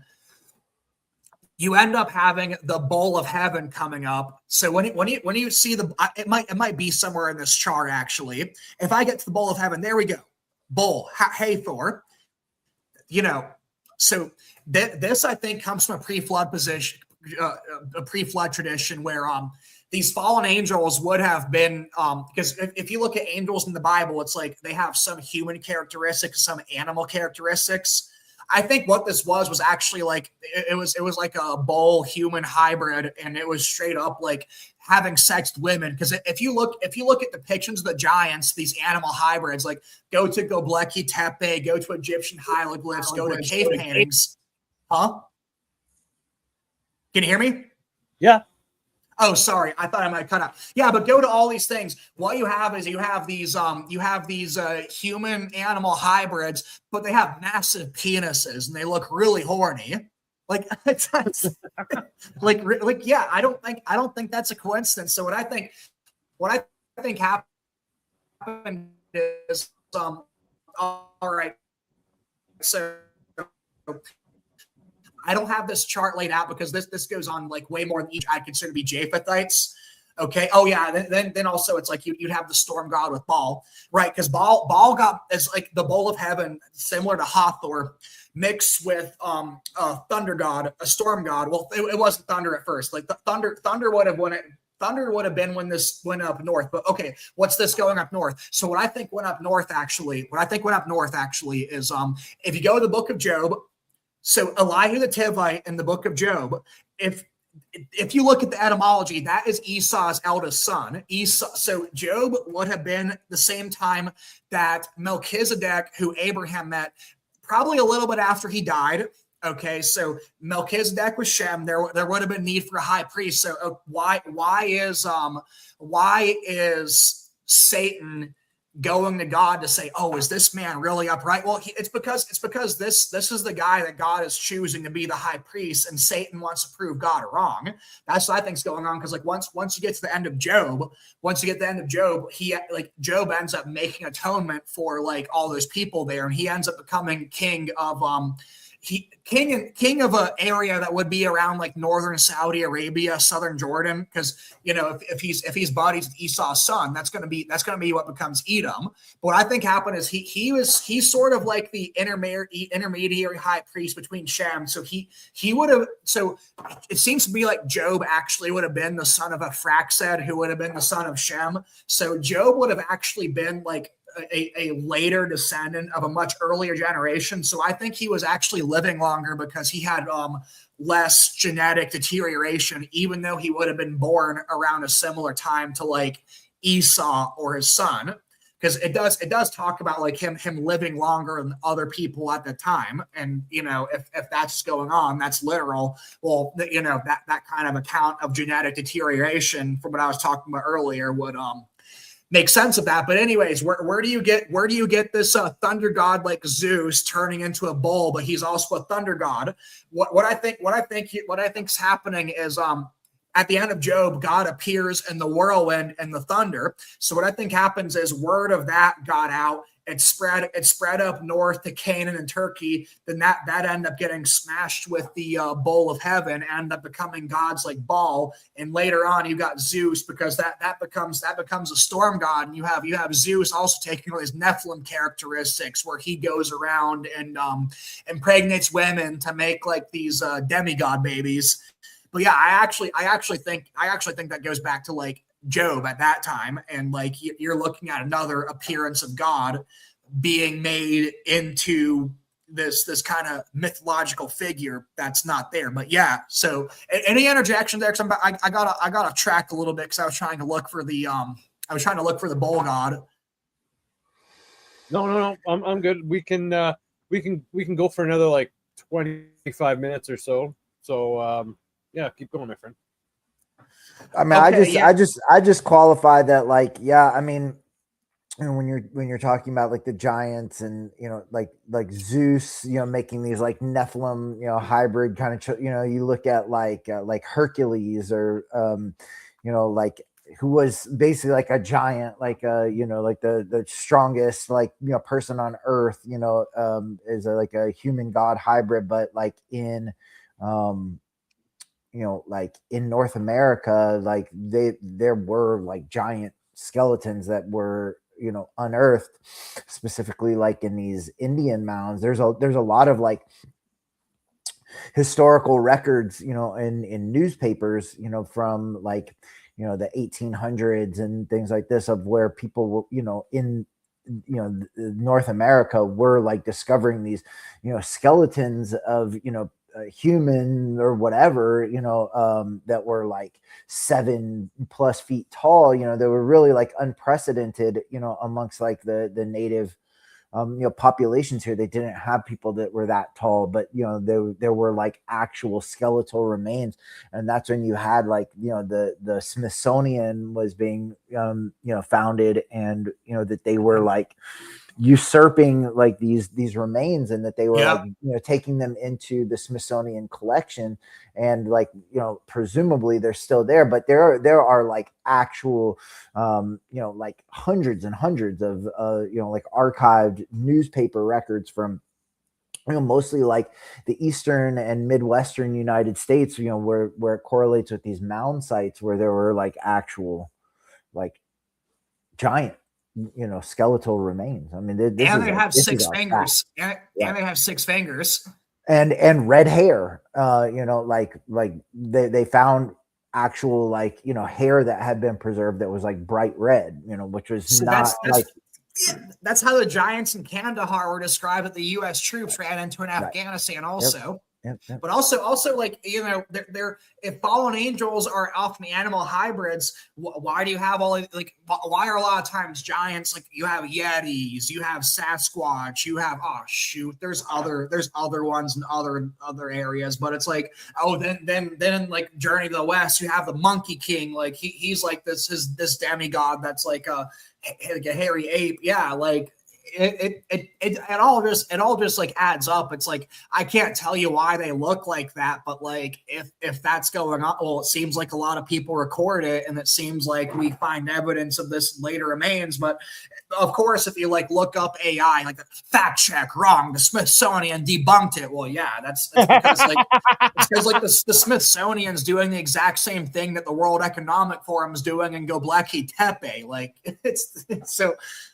Oh yeah, one thing though I think's interesting. So like, okay, you have a lot of references to Araratu, the Ararat civilization, and Anu. Anu would be so Nu right here. He's the god of the waters. Remember, and what they're going to say is, oh, it's just the Nile flood, and that's all it is. But in the Mesopotamian version, it's Anu of Araratu, and then there's like Nana. So Nana is supposedly like his sister, but but she's like credited as being like the like child rearer or midwife for all of humanity. It seems to me like that's Noah and his wife being deified. And eventually Nana gets merged with Sign. So here's what I think's going on with that. Nana goes from being like this midwife goddess to being Sign. Because remember, Nimrod is part Sinite, and he's taking over Shinar, which is named for the Sinite. So what I think's going on is him and Canaan are trying to suck up the Sinites, and this would be right after Sign died. So like, oh yeah, well, you know what? You guys are part of this royal line too. So we're gonna make him the moon god. That's actually that's what I think's going on with that. Like, and if you like, it sounds silly, but like if you understand human psychology, you can actually see how that would work and win those people over. Because what I think was going on is I think he was.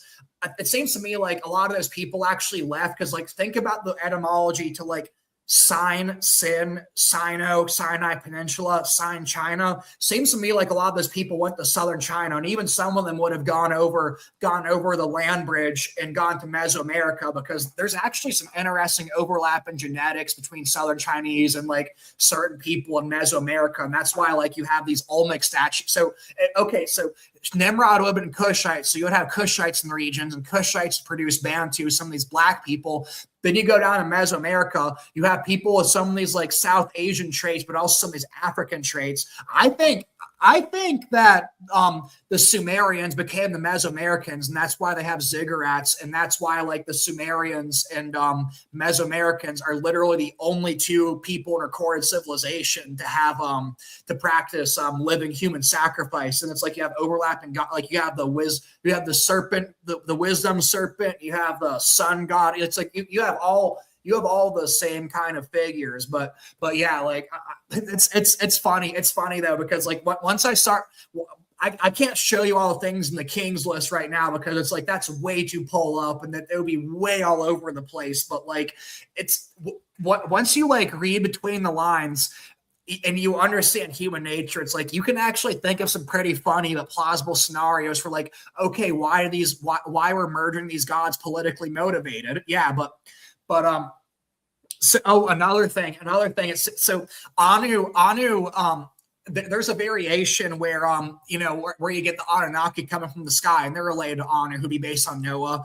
There's a variation where it's not a flood, all right? It's it's the ark comes down from the sky, but it's said to be on Ararat also, or Araratu. So here's what I think happened. I think they take these propagandists would take people to Mount Ararat, and they'd say, see, there's an ark on a mountain. Oh my gosh, yeah, there is. How did that get there? It must have come from the sky, so all our other bull crap must be true too. I can totally see it. I can totally see it working like that. So then, yeah, remember when I showed you the 8 on the boat? Yeah.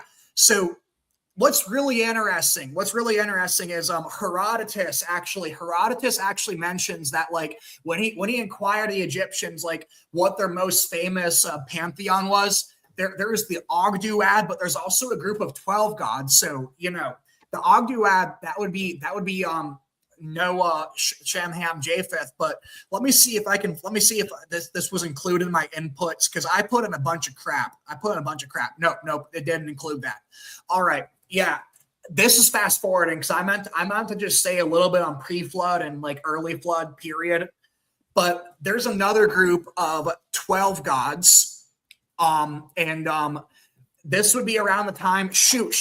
What's the guy's name? Man, I'm so bad with these other language names, but there is one god who, there's debate, not God, there was one pharaoh. There's debate on if he came before or after Moses. I think he came before Moses, but he was famous for trying to make Egypt monotheistic under Ra. So why would that happen? Well, okay, if you go to Genesis, Joseph goes down, he marries in with the high priestly line, all right? So it makes sense that at that time period, you're going to have pushes to monotheism. So what I think happened is this guy would have been a pharaoh right before the Israelites were put into captivity, and he would have been trying to reform things. So then like you actually have so when it comes to the group of 12 gods, that's not included here, you actually have the Egyptians talking about how, like, once you betray these 12 gods, things start going downhill for Egypt. So what I think's going on there is, like, when I was talking about the kings list, they like had a bunch of these pharaohs who were only around for like 90 or 80 years or so. Then they all decline when you have like this 11 years of famine. Part of what I think they're doing is like filling up missing gaps of history to like remove record of the Israelites being there. And I think there's actually, I used to disagree with this. I used to think that the Hyksos were Canaanites, but now Hyksos had a very prominent role over Egypt if you look at Genesis. And then, okay, what I was thinking is one of the reasons why I was thinking it might be Canaanites that are the Hyksos is if you look at Genesis, it's calling Egyptians one thing, but like it never calls Pharaoh Egyptian. So that means that Pharaoh must be something else. Why is that? Well, actually, Egypt would have been like multi-ethnic, and the Coptics would have been the newcomers. So what I think you actually had going on is you had the Coptics start centralizing things in certain parts, and then once you had the famine, it's like they had the storehouses, and the Coptics and the Israelites kind of partnered and came to prominence. But then eventually, like, the Coptics and other Egyptians would betray the Israelites and put them in captivity. But yeah, like, I used to think it was Canaanites, and I don't have time to get into all the evidence that I see for this, but there is some interesting etymology going on there. But yeah, it seems to me like the 8 gods are based on the 8 survivors of the ark, and the 12 gods would be based on the descendants of Israel, essentially, because they were all taking prominent position. And also, it's like, if you compare the lifespans, it's like those people descended from the Israelites, like they were living around like 120 years back then. But if you look at the Egyptians, they were like at most living to about 70 years old. So it's like, hey, wait a second, why you're living so much longer than us. Oh, you must be gods. Like that's another thing that can make sense. I already went over that. Yeah. So then Isis, remember what I was saying about the morning of remember what I was saying about the morning over Tammuz? You see a lot of overlap with these figures going back pre-flood, but you're not going to see that with like supposedly like Semiramis or Ninus, who's supposedly Nimrod, a bunch of bullcrap like that. There's no evidence, and there's no evidence. There's not even evidence. I'm like, if you talk to these people who push the Bill Cooper and Alex Hislop theory about Mystery Babylon and like, oh, the Catholic Church. Because here's the thing, like if you follow the logic of Hislop where the Catholic Church gets all the stuff from paganism, that's going to knock out Protestantism too. Like Protestantism can't be true. And now one thing I want to say is like, one of the reasons I came across this stuff is because like I was like, hey, I believe the Vatican's involved.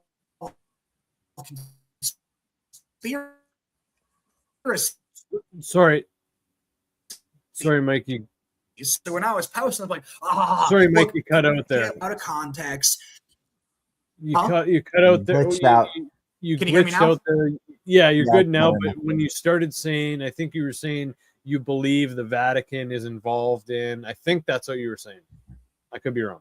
No, I was saying the Vatican's involved with conspiracies, but it's like with the toxic internet environment, it's like there can be a debate bro culture where it's like, yeah. Here you Catholics, I'm gonna post this stuff to dunk on you. Like here's Alex Hislop, and like I had some Catholics come to me say like, hey, you know, there's a lot of misunderstandings here. You know, this is saying that Baal was a sun god and that these sun gods are based off Nimrod, but it's like there's no proof that sun gods came from Nimrod, and there's no proof that Baal was a sun god to begin with. Like that's how sloppy the scholarship can get. Like all these chief gods or high level gods, they get lumped in with Nimrod. Then even though there's no evidence of them being sun gods, you have people on X who end up following these people, like just repeating it. And I was in the echo chamber for a while, but eventually it's like I was like, hey, you know what? I'm actually going to listen to you Catholics, and I'm going to investigate this. Sure enough, they were right. I looked for primary source. I couldn't find anything. What's like Baal being a, and look through the truth or space on X. Look at how many people are going to call Baal a sun god. It's ridiculous. There's no evidence for it whatsoever, but they're going to say it with the utmost confidence. Like back to what I was saying, ISIS is associated with Osiris, and you know, if Abel's murdered, and that's like the first travesty, and then also you have like mentions of Abel's blood crying out for vengeance, and also like if there's this idea of the resurrection, well, it makes sense that after a game of telephone, you're gonna have people slowly deifying that, and they look at the seasons, be like, oh my gosh, like yeah, like the seasons, the stars and seasons are given for signs, but then like instead of like letting it point to what I'd see as a prophecy of Christ, they end up like inverting it to be based on legendary figures that have already come and gone. So like you get this like constant cycle of dying and rising gods instead of like the rising seasons and the solstice and things like that, pointing to like the death and resurrection of Christ, which I tried to say like the stars and seasons are meant to point to from a Christian worldview. Yeah. So then, so that goes, this goes to what I was getting at with Horus, but I've already covered that. There's the bowl of heaven. All right. So there's actually I didn't get this when I was talking about Hammurabi being the Tower of Babel being built under Hammurabi. But so remember what I said earlier? So this Amun could very well be a variation of Ham. It seems to me like Amun didn't even come until post flood, and Kemet, like Hamet. It seems to me like that's being named after either land of Ham or Ham's wife, because like sometimes when you would refer to people's wives, et would be added to the end, and it seems to me like Ham's wife was probably actually buried in Egypt, and that might be why it's named after. But also it could be called land of Ham, and if you look at the Bible, like Egypt is often called the land of Ham also. So either one of those could probably work, and the etymology actually fits, especially like if you look at how how that can overlap. But yeah, so back to what I was saying though. About Hammurabi. Hammurabi also just means Ham is great, Ham is king, and he would have been an Amorite. So remember what I was saying about the Amorites overthrowing the Akkadians. So I was about to get to this, but I have so much in my mind that it's hard to get through all this. So after the flood, you're going to have an ice age. Then you're going to have smaller floods come after that when the ice age ends, and that is why in certain places you have myths of there being like secondary floods or smaller floods that like take away mountains, and then the mountains become islands. Especially when you go over to like the India region, where it's like you had a lot of people like living on these islands, and they kept getting pushed into India. But then while that was going on, like they formed languages and cultures, and that's one of the reasons why like India has so many different languages and cultures. Okay. But they around then, since they were pushing back the dates of the flood, and they were trying to legitimize themselves. Because remember what I was saying about Mesopotamian religion? It's like things are fatalistically determined by the stars, and God is a bad guy. He's displeased with like you people's activity, because one of the reasons for the flood in there was too much noise and overpopulation. Like literally, this is where like theosophy in the United Nations gets their depopulation cult stuff from. Like they're reading these like ancient Mesopotamian bull crap, and they're like, wow, there's something to this. So maybe we like need eugenics. And yeah, like these guys would come up with like abortion cults and like the proto trans surgery, like cutting off penises to make eunuchs and stuff, to like pretty much like practice eugenics and stuff like this. But one of the things they were saying is that hey, the flood, yeah. This is a 600-year cycle. So if the flood happened around 2600, and Hammurabi would be around the 1700s, and that actually seems to me when the Tower of Babel happened, it would have actually been the same time that the famine was happening. The famine was starting. Joseph's famine in Egypt. It would have actually been around that time. And the reason for that is you can see in these ancient texts, like them talking about these 600-year cycles. Eventually that would be like, when that doesn't come, it gets blown up to 1200, and eventually like you get that's where the dates for like the Mayan calendars come also, for like why the world's going to be set to end, because it's like it doesn't happen, keep pushing up the date, because like they think everything's fatalistically determined by like these cycles. So yeah, and there I'm not saying there aren't any cycles, but it's like a lot of the reasons why I have a lot of these far-fetched dates is because like these people notice some of these patterns, but they make inferences that they can't prove. And then when that doesn't happen, it's like, oh well, maybe like just like when people predict the second coming of Jesus or the rapture, and it's like, oh well, I got these things wrong, so let me change the date. Or also with QAnon, like Q said that Donald Trump is going to be reinstated on March 17th. 2021. Oh, that didn't happen. Never mind. Q meant March 25th. And right. Yeah. Never mind. Yeah. Wait a minute. Yeah. It would have been the exact same thing. Yeah. So then here's what I was saying about Toth. So Toth would have come later. It seems to me like Toth would have been like a merger of Enoch, and also Enmarker too. So one of the things that you'll see people say Nimrod is, one of the popular theories about Nimrod is Nimrod was Enmarker.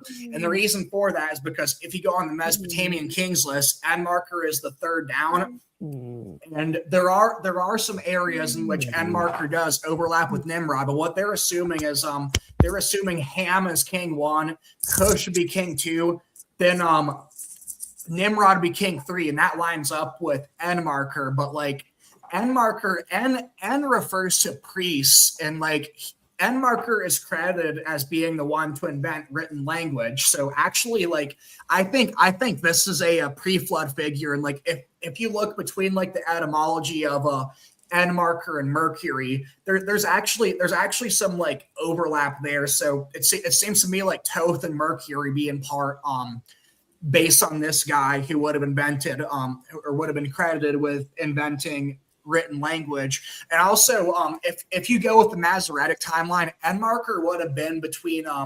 5,300 years ago and 4,700 years ago. That's way too early for the flood too. But like a lot of stuff, they'll go ahead and claim that up.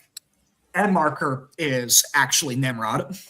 Yeah, but you said you wanted to end this, and Brett. So is there anything else you want to add? Because I already covered pretty much everything major. If there's anything else you want to add, if you want to take like another 5 minutes, but I mean, if you think we're good here, we can wrap it up now. Well, yeah. So pretty much what I wanted to do. So I plan on next time getting more organized, like maybe actually pulling up myths to get into, because part of what I was doing is I wanted to go off the top of my head and maybe just have this table to go on. But it's like I kept on thinking about more and more things like, oh, what about this? This is how it relates to this. This is how it relates to this. But it's like it got a little bit all over the place. It's like I hope I was able to tie everything back in and make it make sense. But it's like there's so much going on that's like related to all this. So it's like if I'm going around saying things like oh, well, I think Tubal Cain was based in Lagash, it's like I have more reasons for saying that, which I can't get into because it's like I don't have everything pulled. But yeah, like that next time I might do it more organized like that and like focus on specific things. Cause it's like, if you look at these kings lists, and like you compare some of them to Genesis and that's like the ones that line up with it more, you don't find as many logical holes. But then you start comparing those ones to like the Egyptian kings list and the Sumerian kings list. It's like, you can straight up see like, okay, I can tell you're making something up there. I don't know what it is. And then like once you start looking more into like the biblical records, extra biblical records, it's like you can start like saying, oh wow, like I can see why the ruling class would have interests in lying about and covering up this and this over here. Yeah, it's just it's something that I've been thinking about since 2022 when I started like looking into some of like Bill Cooper and Alex Hislop's claims. And what I want to say is that like the reason why I started going down this line of investigation is because I was approaching this research from the position of an echo chamber where it's like here's the gurus that know everything and have exposed everything like Bill Cooper. So I'm going to go with what they're saying. Oh my gosh, these Catholics pushing back against it.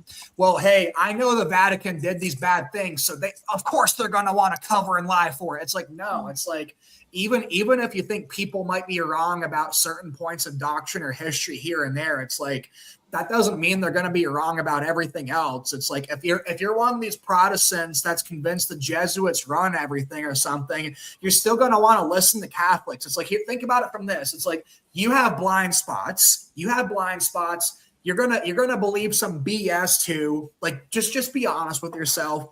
So Catholics, even if you think the Catholic position is wrong, Catholics are going to have reason to want to look for holes in those criticisms. They're going to have every reason to. So it's like you don't want to be in an echo chamber. You want to find accuracy. Well, you're going to want to factor what those people have to say, right? Like that's kind of where I'm coming at this from and what I want people to take away from it too. Totally agree with that. And I actually really appreciate you adding that because that's something that we take seriously here on the show. And it's something that I worry about in my research, not just my research, but just when I pull up any social media and see all the crazy talking heads that are out there. You got to watch yourself. You got to be careful. You got to back check, recheck. And definitely don't just take one person's word for it all the time. These personalities kind of drive people to kind of cling on to them in the sense that that's the main person I listen to, and their word is kind of more golden over the other people I might listen to. And yeah, you just kind of gotta keep an open as an open mind as you can, I think. That's why I compare it to a cult. Like, because if you have this framework where everything other than this narrow framework I get from these people is false, and how I know that, well, I know these people are right because look at how profound this is.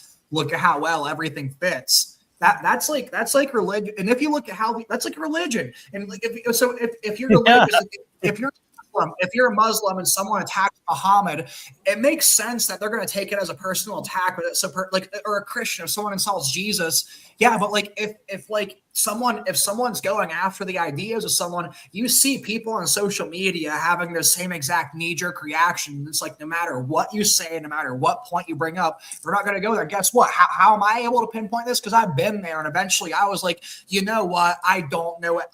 This person doesn't know everything. You know what? We're all just humans. So why don't I like listen to the people who would have every reason to want to find errors with what I'm saying and like get my head out of my ass, essentially. Fair enough, man. Mike King, I appreciate the words you say and the reasons you have to say them. Before you go, man, can you let everyone know where they can find you and any of your work? My ex, Mike the King 1517. Then I have my YouTube link there, but my YouTube just goes by my name, but it's like my first and last name are so common that like you're not gonna find it. Actually, just look up Michael King Medici Mafia or like something like that, and it'll come up. And yeah, cool. Right on, man. Well, we'll be in touch, and yeah, we'd love to have you come back. All right, sounds good. Thanks for having me on too. Okay, all the best, Mike. my friend. Take care, buddy. All right, take care. Well, man, that was great. Hadsburg, thank you for being here. Thanks for navigating the ship with me. Before we go, why don't you let everyone know where they can find you on social media, man? My Twitter page is at accountable to me, Habsburg Jolly West. That's Gary. Where can we find Gary? Yeah, he makes his appearances now and again. You know, keep up with the latest with Gary. But yeah, it's food time for him, so he's just a little anxious. But okay. It was cool. He made it onto the feed. So. Yeah, anytime he can come on anytime. Well, thank you, and thanks to all the listeners, viewers, subscribers. We are happy to say that we have kind of reached the first tier of monetization on YouTube now. I just applied for it, so we should be able to get super chats next time during the next show. So if anyone feels like they want to check that out, that will be an option. So that is great. We have some awesome shows booked over the next couple weeks. We got Ryan Dawson coming back. We have myself and Hadsburg's coming back with Adam from the Truth Desk and William Ramsey on the 16th. On the 13th, we are going on JJ Vance's show. On the 19th, we got Crow 777 coming on. Yeah, and a bunch more that I just haven't finalized yet. So yeah, it'll be a great month. So yeah, everyone stay tuned. Please subscribe, obviously, to the Divulgence podcast on YouTube and Rumble. If you don't have a Rumble account, I suggest you make a Rumble account and subscribe. There's a lot of other good content there that some people just don't go to YouTube anymore because you could do a lot more on Rumble, say what you want, do what you want. And make sure to check out the links in the episode descriptions because we are affiliated with Scott Horton Academy. You can go to scotthortonacademy.com/divulgence to check that out and get a discount. And also we are affiliated with Ollie Demigard So please check out the details in the episode description.